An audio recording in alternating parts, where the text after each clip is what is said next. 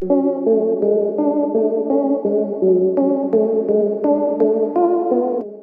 हमारे देश में कौन किसे कहां पर बेवकूफ बना दे किसी को पता नहीं चलता। यही वजह है कि कई बार हमारे देश की बदनामी भी हो जाती है। कोई कान साफ करने के नाम पे पैसे लूट रहा है, तो कोई किसी के जूतों पर उसके कुत्ते की टट्टी डालकर नए तरीके से पैसे कमाने का जरिया ढूंढ रहा है। इस देश में कौन कब किसे पागल बना दे किसी को बात नहीं पता।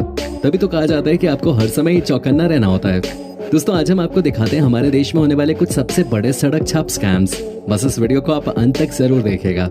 दोस्तों, अब जो हम आपको दिखाने जा रहे हैं उसे देखने के बाद आपको वाकई में बहुत हंसी आएगी कि क्या कोई किसी के पैसे ठगने के लिए इस तरह की भी हरकत कर सकता है। जी हाँ, यहाँ पर पता है क्या किया जा रहा है।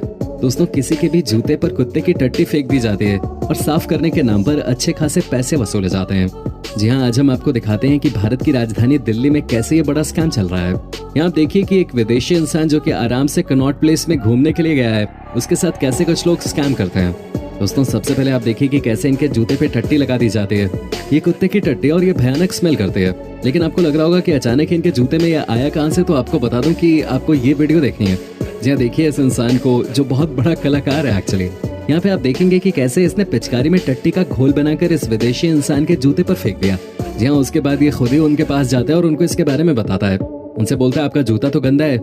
दोस्तों, आप जानते होंगे कि जो ठग लोग होते हैं वो बहुत ही शातिर होते हैं। यहाँ पे भी कुछ ऐसा ही देखने को मिला। जी हाँ दोस्तों, इस विदेशी इंसान के साथ इन्होंने दोस्ती कर ली और उसके बाद इन्हें एक मोची के पास ले गए जो कि इसी का आदमी था।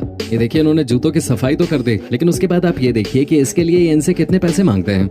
2000 रुपए इन्होंने मांगे हैं सिर्फ इस छोटे से काम के लिए। लेकिन दोस्तों, कहानी यही खत्म नहीं हुई।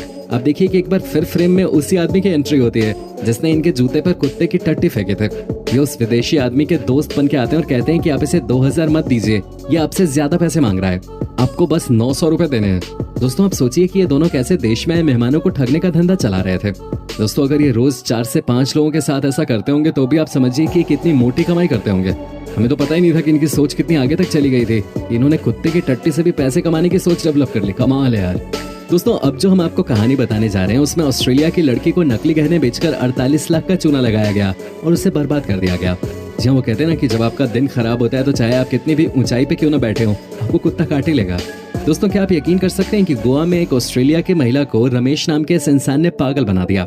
जी हाँ, इस कहानी की शुरुआत इस तरह से हुई कि जब एक ऑस्ट्रेलिया की महिला गोवा घूमने के लिए आती है तो उनकी दोस्ती एक रमेश नाम के इंसान से होती है जो कि बहुत ही शातिर होता है। लेकिन उस ऑस्ट्रेलिया की महिला को क्या पता कि ये कितना बड़ा धोखेबाज है। जी हाँ, रमेश ने कहा कि उनका एक क्लाइंट ऑस्ट्रेलिया में रहता है और उसे ये गहना ऑस्ट्रेलिया में भेजना है, लेकिन ड्यूटी चार्ज अच्छा खासा लगेगा। इसलिए रमेश ने इन्हें ऑफर किया कि आप चाहो तो इसे ऑस्ट्रेलिया में जब जाना तो मेरे क्लाइंट को दे देना और बदले में मैं आपको 21 लाख रुपए अकाउंट में भेज दूंगा। लड़की को भी लगा कि शायद रमेश बड़ा बिजनेसमैन है और सच्चा इंसान होगा और ये पैसे तो दे ही देगा। लेकिन दोस्तों, जब ये लड़की इस गहने को लेकर अपने होटल में बैठी थी तभी फेक कस्टम ऑफिसर का फोन आया और उसने इस लड़की को डरा दिया। जी हाँ, इनसे कहा गया कि आपके पास न तो इस गहने की रसीद है और न ही कोई सबूत है, ऐसे में आपको जेल जाना पड़ेगा। जब ये लड़की बुरी तरह से डर गई तब इसने रमेश को कॉल करके बताया कि ये बहुत बड़ा इशू हो गया है और अब ये क्या करे। रमेश ने कहा कि वो तो खुद ही परेशान है और अब जेल जाने से बचने का एक ही रास्ता है और वो ये है कि आप अभी ही इस गहने को मेरे से खरीद लो और उसके बाद जब आप ऑस्ट्रेलिया पहुंचोगे तो मैं आपके 48 लाख रुपए वापस कर दूंगा। वो कहते हैं ना कि मरता क्या ना करता है।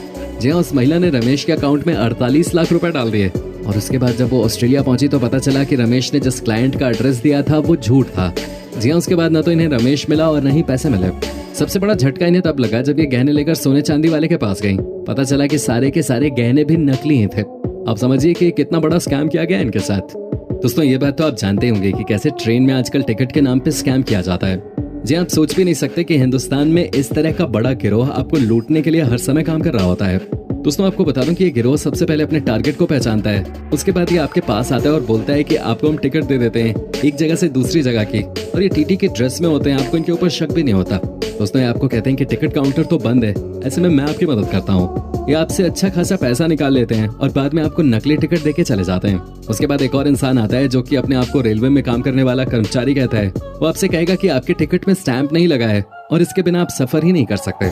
वो भी आपसे स्टैंप के नाम पे पैसे मार के चला जाता है। आपको 2-2 बार पागल बनाया जाता है और बदले में आपको नकली टिकट मिलती है। और जब आप ट्रेन में घुसते हैं तो आपको रियल टीटी बताते हैं कि कैसे आपके साथ फ्रॉड हो गया है। दोस्तों, इस तरह के धंधे आजकल खूब हो रहे हैं। आप अपना और अपने परिवार का ख्याल रखें और इन स्कैम्स से बचकर रहें।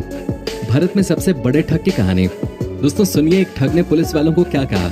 उसने कहा नहीं नहीं, किसने कहा कि मैंने ठगी की है? मैंने कभी लोगों को डराया धमकाया नहीं कि मुझे पैसे दो। लोगों ने तो हाथ जोड़कर मुझे पैसे दिए कि श्रीमान पैसे ले लीजिए, और मैंने ले लिए। इसमें अपराध क्या है? दोस्तों ये बात एक ठग द्वारा पुलिस वालों को कही गई थी। एक ऐसा ठग जिसके भारत के साथ साथ देश दुनिया में भी खूब चर्चित है। ऐसा ठग जिसने न जाने कितनी बार ताजमहल बेच दिया, लाल किला बेच दिया, और तो और राष्ट्रपति भवन तक को नहीं छोड़ा। कहते हैं कि हर इंसान के पास अपना एक हुनर होता है। कोई अच्छा गाता है, कोई अच्छा नाचता है, कोई एक बेहतरीन खिलाड़ी है, तो कोई एक कलाबाज जादूगर। वहीं कोई समुद्र की गहराई को नाप सकता है, तो कोई आसमान से छलांग लगाता है। लेकिन क्या कभी किसी ने सोचा है कि एक हुनरमंद चोर भी हो सकता है? दोस्तों इसका जवाब शायद हाँ ही है, लेकिन इस सवाल में सच्चाई छुपी है। बिहार के सिवान जिले के बंगरा गांव में सन 1912 में एक लड़का पैदा हुआ जिसका नाम था मिथिलेश कुमार श्रीवास्तव उर्फ मिस्टर नटवर लाल। नटवर लाल पढ़ लिख कर वकील बना, लेकिन उसकी किस्मत की लकीरें इतनी सरल नहीं थी। कहने को तो उसकी ठगी के किस्से विदेशों तक में मशहूर हैं, लेकिन इन किस्सों की शुरुआत नटवर लाल के पड़ोस से ही हुई थी। हुआ कुछ यूं कि एक बार मिथिलेश को उनके पड़ोसी ने बैंक ड्राफ्ट जमा करने के लिए भेजा।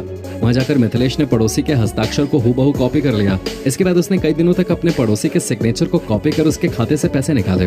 जब पड़ोसी को इस बात की भनक लगी, तब तक मिथिलेश अकाउंट से 1000 रुपए निकाल चुका था।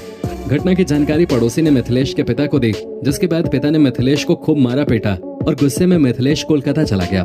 दोस्तों सबसे पहले हम आपको दिखाते हैं कि ऐसा वीडियो जिसे देखने के बाद आपको समझ में आ जाएगा कि कैसे हमारे देश में कान को साफ करने के नाम पर लोगों से पैसा ठगा जा रहा है।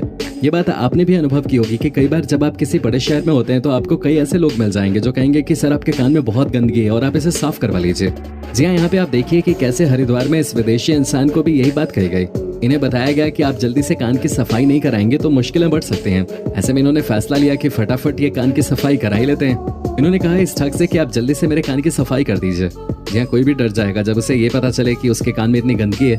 लेकिन दोस्तों ये बहुत बड़ा स्कैम है जो इस देश में चल रहा है। आपको बता दें कि इस कान साफ करने वाले इंसान ने इस विदेशी आदमी को लूटने का मन बना लिया है। आप देखिए कि कैसे ये इनके कान की सफाई कर रहा है।